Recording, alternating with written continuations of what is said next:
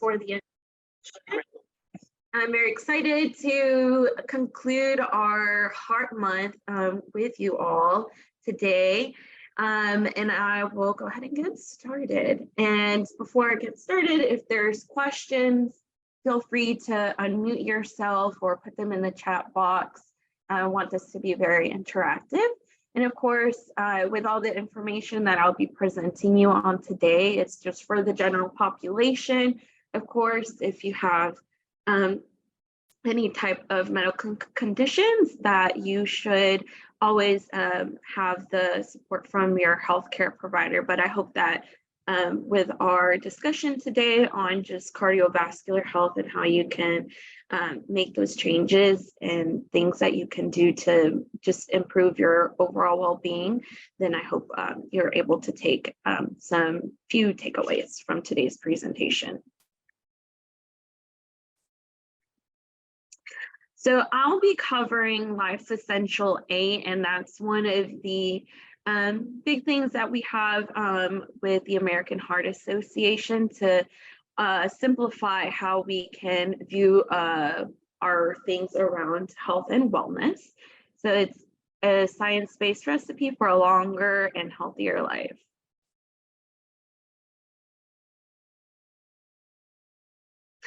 So Life Essential 8, it identifies the 8 most important factors for cardiovascular health, 4 health behaviors, and 4 health factors. Today, I'll be really discussing more so on the 4 health behaviors, on ways that we can improve on those day-to-day activities. And it really, like I mentioned, simplifies cardiovascular health so people can have a better understanding and, of course, how to better manage. Improving overall well-being. Some of the things I love that you guys get together monthly and gather around things that we can do to improve our mind, body, and spirit. But all of those things are definitely connected, and the factors that can affect one can affect the other two. So the impact can be positive or negative. So improving with these Life's Essential 8, it's not only good for our heart, but it's also good for your overall health and well-being. So 4 of the key factors in Life's Essential 8 are blood pressure, blood lipids or cholesterol, healthy weight, and glucose. And so keeping your blood pressure within an acceptable range can really help you live healthier. And these are the levels that we recommend whenever we talk about blood pressure. And so the 120/80 is obviously an optimal rate to have it at. Now, when talking about blood lipids or cholesterol, as we all know, very important as well. And so blood cholesterol can lead to heart disease, and your healthcare provider can be one to really give you those numbers. And I'm sure whenever we go in for our checkups, that is definitely one of the things that gets checked on to see if we're in that optimal range. The next thing is on maintaining a healthy weight. And of course, there is the BMI, the body mass index, that is a tool to help us have a better gauge of where we are in relations to our weight. And then the last key health factor is in regards to our blood sugar. And of course, if you are one with diabetes, very important to have those A1C levels at an optimal rate as well, and making sure that we are checking our blood glucose regularly. Now, the 4 key health behaviors that we'll be discussing is the 4 that we have listed on here: not smoking or vaping, getting adequate sleep. That means 7 to 9 hours of sleep per night, and then healthy diet, physical activity. And so we're going to jump right into those 4 and how we can make some changes. So improving sleep. So very recently, Life's Essential 8 was actually Life's Essential 7, but they've included improving sleep as the 8th essential thing when referencing on how we can have a better grasp and improve our overall well-being. And so with improving our sleep, as I mentioned, it is recommended. And so feel free to put in the chat box or unmute yourself. So true or false, sleeping in on weekends can help you catch up on sleep. What do we think?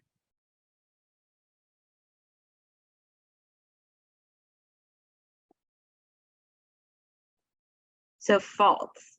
So changing your sleep routine even on weekends can lead to serious health problems. And it's definitely one of those things that we try to use our weekends or whenever our days are off from work to try and catch up, depending on the type of sleep schedule. But it's just so important to maintain that same routine throughout your week and not just changing it up on your days off to try and catch up on sleep.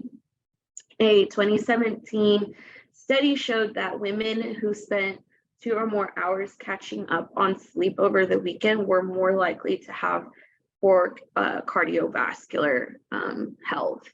And so I always tell folks that if you have kids or grandkids, most of the time, or at least from what I remember growing up, my mom would be like, okay, you need to go to sleep at the same time and then wake up at the same time so you are well rested for school.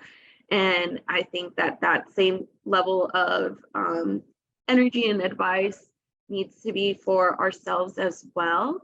As mentioned, it's recommended to have 7 to 9 hours of sleep.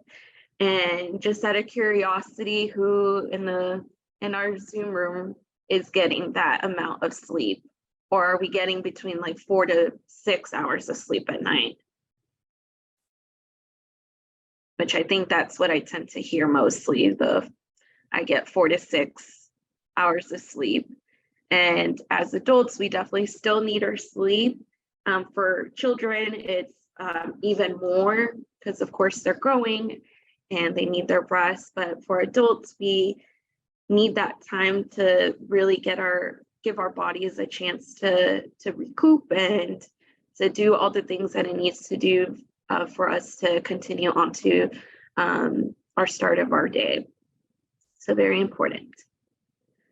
So getting enough sleep can lower your risk of chronic diseases and type 2 diabetes, strengthen your immune system, improve your mood, and increase energy, and it can even make you more creative. So all of those things are just so crucial and beneficial. And as more studies are done on sleep and its impact, the more we're going to see just having that as a new thing to have people focus in on. And like I mentioned, 7 to 9 hours of sleep. I know it's not different because we're adults, where I had another participant in another session say, well, I thought with adults that you needed less. And no, we're still in need of that rest. And I see the chat box. Yeah, that's usually about like what I always hear, 6 hours if we're lucky. So definitely sleep is one thing that we can have some improvements on. So what can you do? Add more daylight. So most adults, like I said, need 7 to 8. So some exposure to natural light during the daytime and regular exercise can make it easier to fall asleep. Consistency is one thing that I really do believe in when it comes to sleeping. to try and get that routine of like going to sleep at the same time every night, and then trying your best to wake up in the morning at the same time, and your body will get used to it. I always joke around with my friends that it got to the point with me with just going to sleep at the same time and waking up at the same time, to now where I don't even need an alarm. Like my body always wakes me up at the same time. So it really is helpful. And of course, there's some things that we could stop doing. And so getting less of nighttime activity. So really winding down before bed by reading or some other relaxation technique that can help. Also getting less of heavy meals for dinner or alcohol, nicotine and caffeine. They do have an impact on how you can manage your sleep. And of course, evening screen time. And sometimes I get really caught up on just being on my phone and scrolling, and it's just all so mindless that you really don't even realize when you've gone over your quote unquote bedtime. So these are some of the things that we can do to, again, better manage that sleep. Improving diet is the second health behavior. So true or false, when it comes to getting your fruits and veggies, fresh is always best. What do we think? Put it in the chat box or unmute yourself.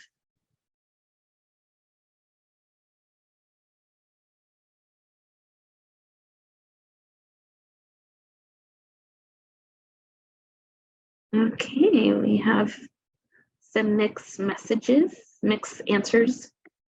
So false. A healthy diet can include fresh, frozen, canned, or dried produce.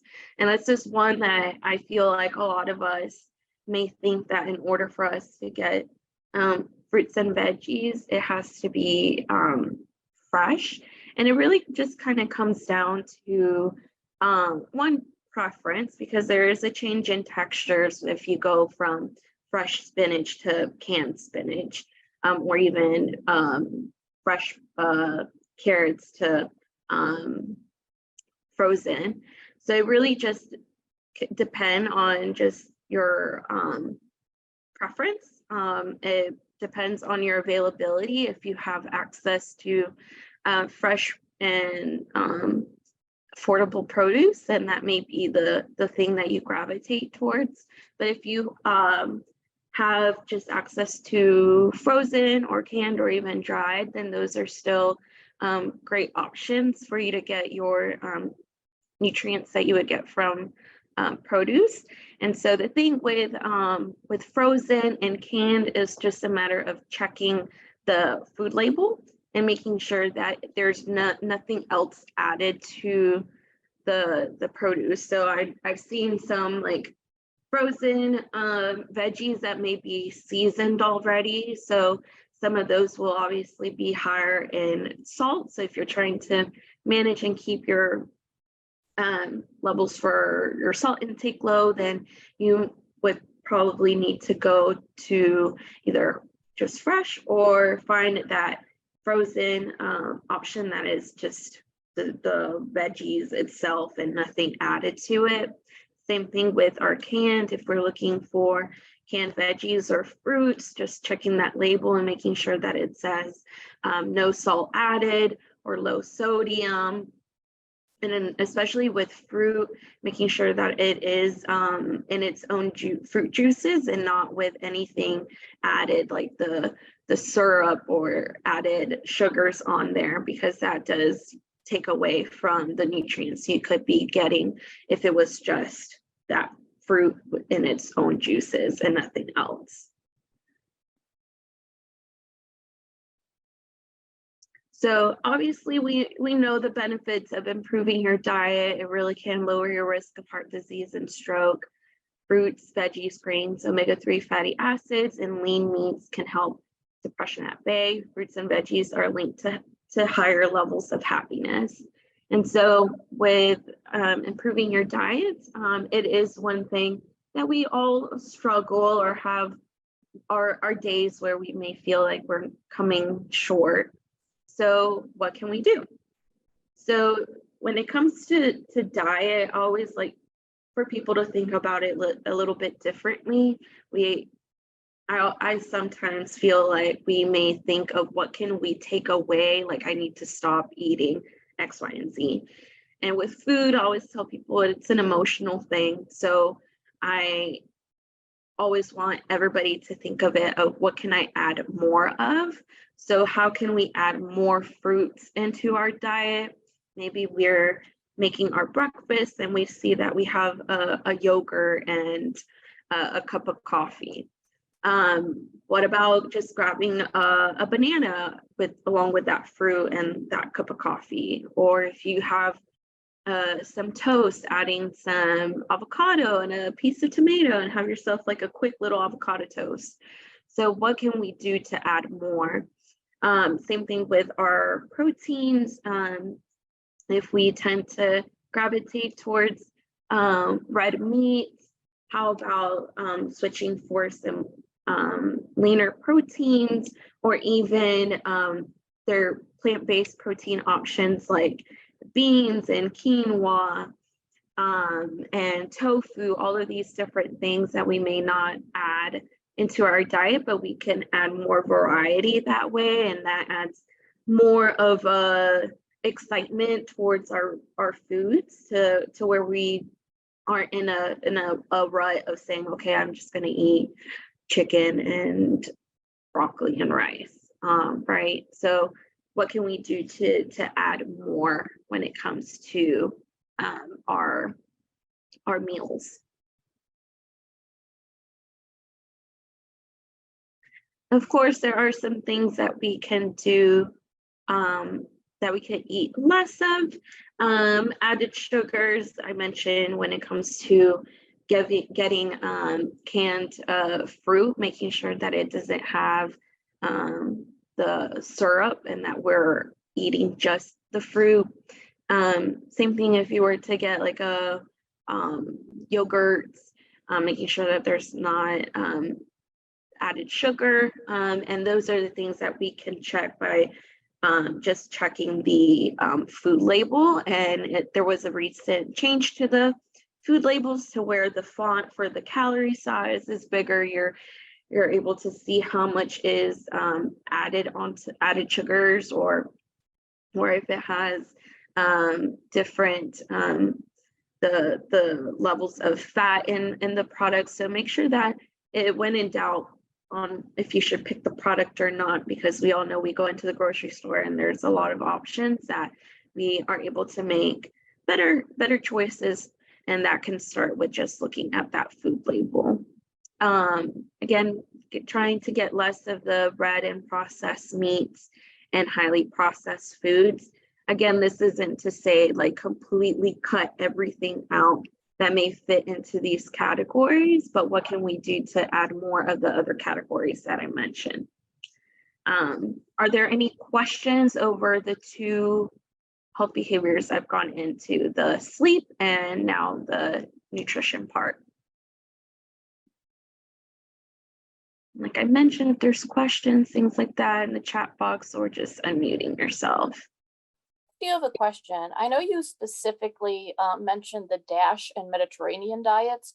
Can you talk about how those, maybe like the overall structure of those a little bit more? Yeah, so the DASH and Mediterranean, which I'll use the Mediterranean diet for example. It's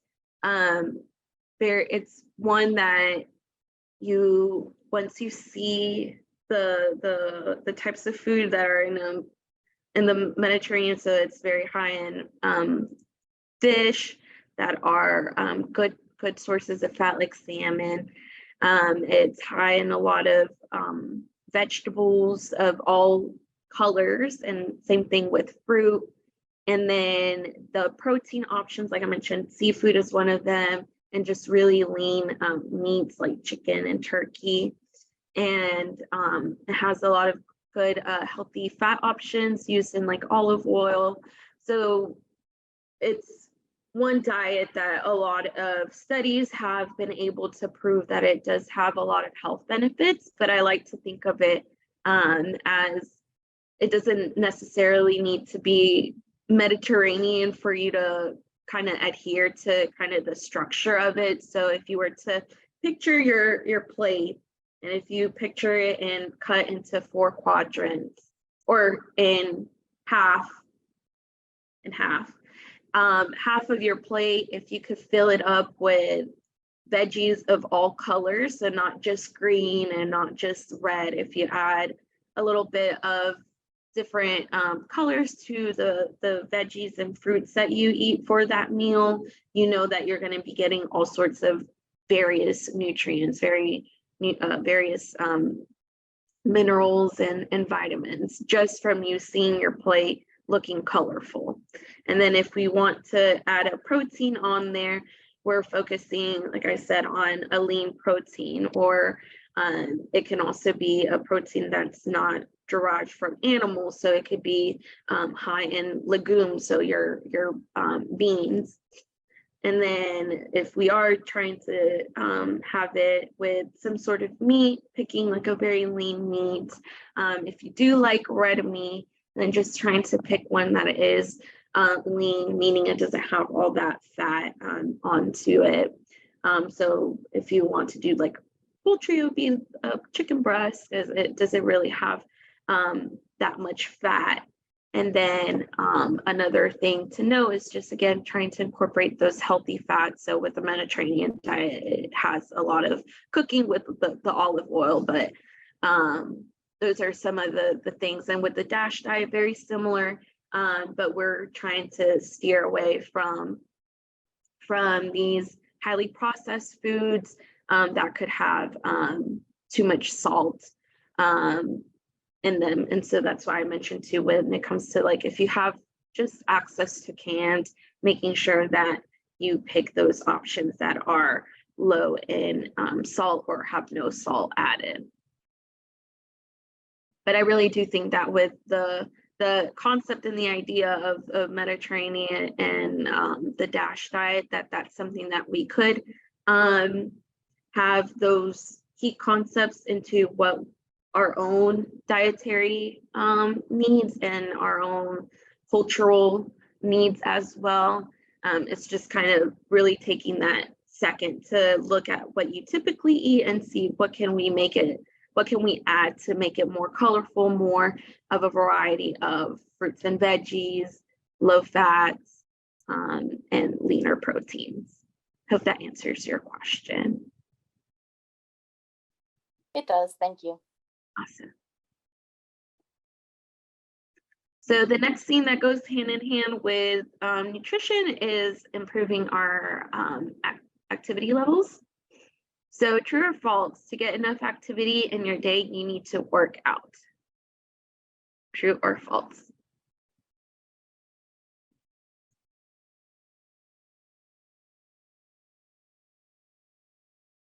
Okay, see all the false. Yes, all movement counts and can boost your health. You can even break it up over the day. So another thing when it comes to physical activity, there is more of an emphasis on movement versus exercise. And what I mean by that is just, it doesn't have to be a structured thing when we think of getting exercise. So it's just moving more. So there's obvious benefits. There's floods, blood floods into your brain and makes that feel good chemicals and improves mood. Weekly exercise or movement boosts your immune system, can lower blood pressure, reduce the risk of heart attack and stroke, and control blood sugars, and can improve sleep. So very great benefits. So what can we do? So try adding more mini breaks. And I think that this is for those of us that may have more of the traditional office job, like really getting up and moving more and adding that through our workday. Now that the weather is clearing up, I mean, I'm one that I love going on walks with my dog. And now that spring is coming, I'm gonna have my pop in my allergy pill and go on my walks because I refuse to let pollen just keep me inside the house. So definitely trying to get more fresh air and play. I always tell adults, we still have our inner child. We still want to go and have fun and play. So what better way than just having these fun activities? I'm going on a walk, or including your kids or your loved ones in something fun, that can also result in having more of these things being normalized within our families to be up and moving.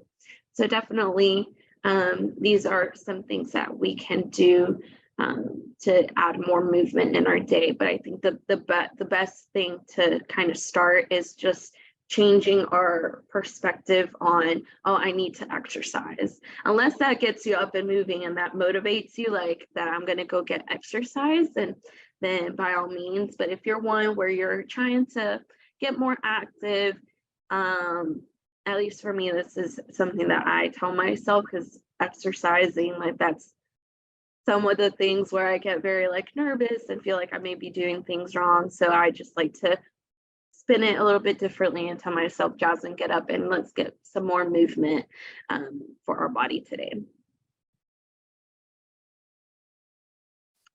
And so, like I mentioned, trying to sit less at your desk, limit our screen time, and just really try and doing those things within our work days and on our time off is going to be the key to seeing improvements. And then the last health behavior that I'll be discussing is on quitting nicotine. So, true or false, nicotine helps you relax?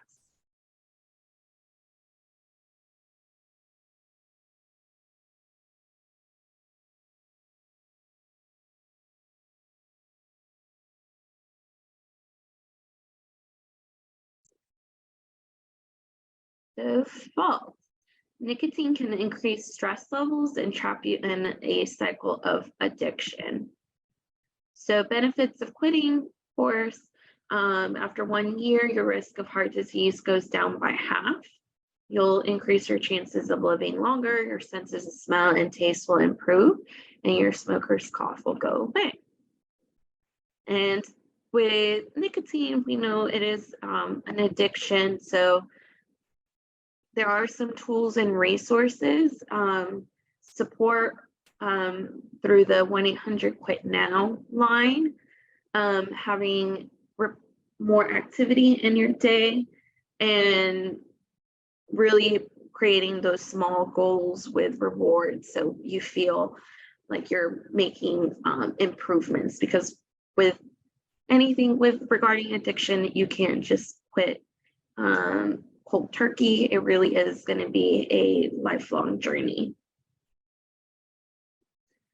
So getting less emotional triggers, stress, social triggers, or any other situational trigger where you feel like it'll have you feeling like you need to smoke, managing those situations. But I think with some of the things that I mentioned, with improving your nutrition, getting more sleep, getting more active, are all things that can be a huge way to manage with the nicotine. Don't know where to start. Remember, when it comes to managing any type of chronic disease and anything regarding our health, and especially with COVID, we all were witnesses to what can happen when we have any sort of chronic disease. It really can have an impact if we were to have any other illness. So just remembering that it's all connected, your mind, body, and heart, and that those are the things that we can do to start a change into our health behaviors. So you can start a positive chain reaction. Better sleep can lead to healthier food choices. Healthier foods can give you energy to move, and physical activity can help with lowering your stress and make quitting nicotine easier. So you don't have to make big life changes just to see the benefits. Just adding a little bit at a time can really be that start that you can do to see some positive changes into our day-to-day. And I urge you all to think about what are some of the small things that we can do today. Can it be having more veggies during your dinner? Is it, okay, I'm gonna actually like put my alarm clock to ding me to go to sleep at 10 p.m. and to already have my alarm set up to where I would get the 7 to 8 hours of sleep. Is it okay today the weather is going to be beautiful? I mean, I did see in the chat the pollen, but the weather is supposed to be very nice today. So can I go and enjoy a 30-minute walk when I get home? So those are my challenge to you all to think about.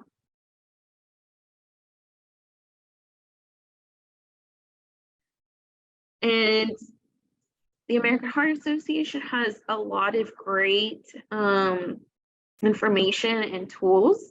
I'll put in the chat box the link to where you could take a quiz, and it'll walk you through the essential 8s, and you can see like what could be your focus area and some key strategies that can help you along the way. It also has an area where you could put your email or your phone number so you can receive daily tips that you can implement on your day. There's some great recipes, handouts where it has some more specific tips for each of the Life's Essential 8. So I really encourage you all to take a look at the resources that we have online. And of course, talk to your provider, really get to know your numbers and get support. Very important to be able to manage that and really have that conversation with your health provider on some key things that you can do to manage any chronic disease or prevent one from developing.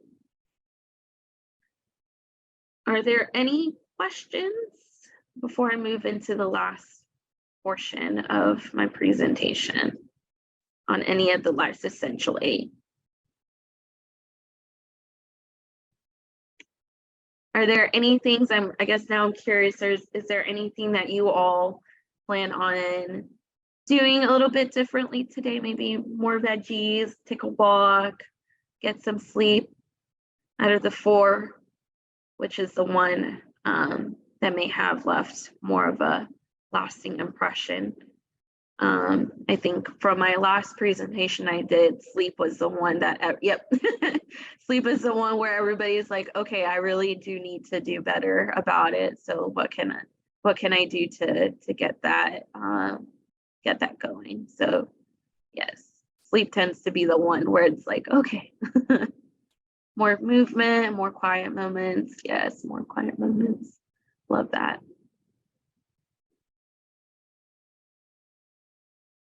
Awesome. Well, I encourage you all to put those in the chat, and as a team, keep everybody accountable. Get a buddy to see like, hey, like, did you get more sleep tonight or last night? Or do you want to go on a quick lunch walk before we jump into the next meeting? So definitely a lot of things that we can do, and choose one and see where we could go. Okay, so the last thing that I wanted to share with you all is around our campaign for this Heart Health Month, which is encouraging every family in Metro Atlanta to make sure at least one person in their home knows CPR. I'm sure you all had heard about the story of the young NFL player who collapsed during a game this year, and luckily he is well and up and going, which is amazing. But with cardiac arrest, any sort of cardiovascular health, it really goes to show that it can really impact anybody, regardless of their age, regardless if they're an athlete or not, or someone who's perceived to be healthy, that it really can happen. So I wanted to share some information about hands-only CPR. And with learning hands-only, it's 2 steps. First is to call 911. Push hard and fast in the center of the chest is the second step. And so with hands-only CPR, you do not need to be certified. I've had some folks ask like, "Whoa, I thought it had to be CPR certified," and you do not. If it comes to a situation where somebody needs that help, then you are able to provide them the assistance without being certified. And I have a quick video, hoping that this works.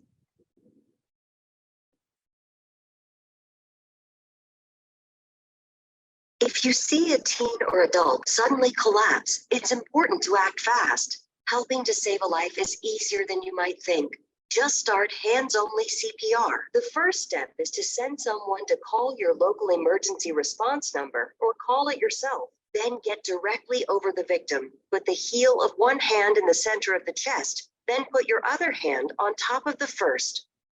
Then push hard and fast in the center of the chest until help arrives. It's important to push, giving 100 to 120 compressions per minute, which is about the same tempo as this song.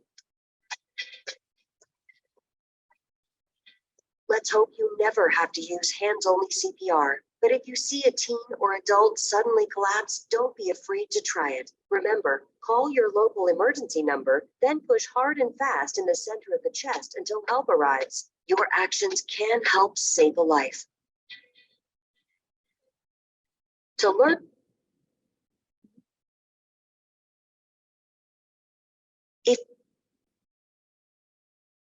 So the video just shows very quickly how fast and easy it is to just jump in.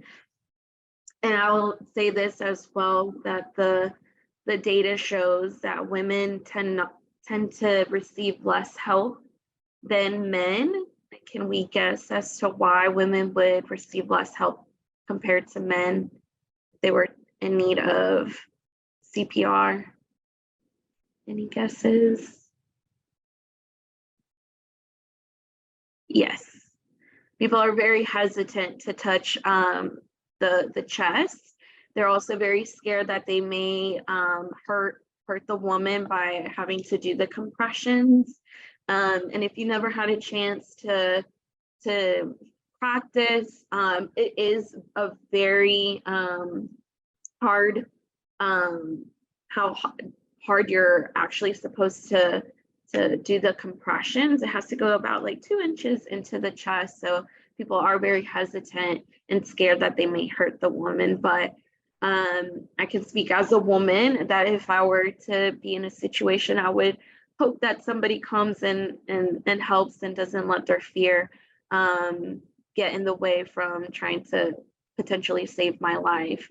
The data shows that if there's someone that needs the CPR, by then just jumping in and providing those compressions until help arrives can increasingly and exponentially increase their chances of survival. So it's very important to go and review the video if you still have questions on how to go about it, but definitely urge everybody to feel comfortable and to share the information with your loved ones, because cardiac arrest can happen anywhere, and 70% of the time it's happening in people's homes, out in public. It's not happening in a hospital. So we all can do our part by just learning and sharing that information. Like I mentioned, it's just 2 simple steps that can save a life. And you can visit heart.org for more CPR classes. If you are wanting to get CPR certified, there's information on the website as well as for upcoming classes. And if you all as a team were interested in having that help and having one of us coming in doing a presentation on hands only to where you can practice, then I'd be more than happy to provide that as well. Are there any questions around hands only? Do we all feel comfortable in the 2 steps if something were to happen? I know sometimes it's a little bit easier said than done, where we our emotion and fear can kick in all sorts of ways when there is something critical like that happening. But we hope that everybody feels at least educated and prepared enough to, if something were to happen, that you could potentially jump in. And so with that, I conclude my presentation and open it up to any questions, comments from the group.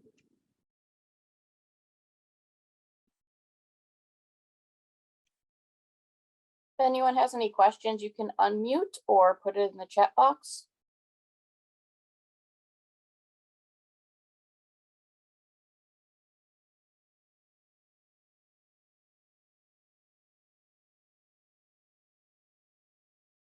Okay, looks like nutrition question. Does the body know the difference between sugars from fruit and candy? So great question. So the body will automatically break down everything to glucose, which is that sugar. And so the body really will try to break it down to its most simplest form. But the difference between that fruit and that piece of candy is that fruit is going to come and also provide those vitamins and minerals that piece of candy won't. So it does, in a way, may not be able to differentiate because it'll get all broken down to its simplest form, which is just sugar. But at least with the fruit, it'll break it down to sugar and then release some of the other key things that we do want into our body. Great question. Yes, smoothies are great. I always tell people, I had a question from somebody else around juicing. I feel like that's a big popular thing right now where people are juicing and creating all sorts of amazing things at home. But what I do urge everybody is if you see yourself just creating just smoothies or just juicing, that to add that variety back into your diet of just consuming the actual like whole fruit into your diet as well, just to have that variety, and that way it's not just like from juicing or just from smoothies or anything like that. But those are obviously great ways to get some of that nutrient from our fruits and veggies in. So awesome. Okay, I think that may have been the last question. Thank you, everybody, again, for participating, and I hope that you all were able to learn at least one new thing or think about something a little bit different. And I can share the links and information out to everybody. That way everybody has those information from our website. Thank you. I really appreciate it. And it has been very helpful and informative. So I hope everyone can use that information. And with that, we'll wrap it up. Enjoy the rest of your day. Thank you. Bye, everyone.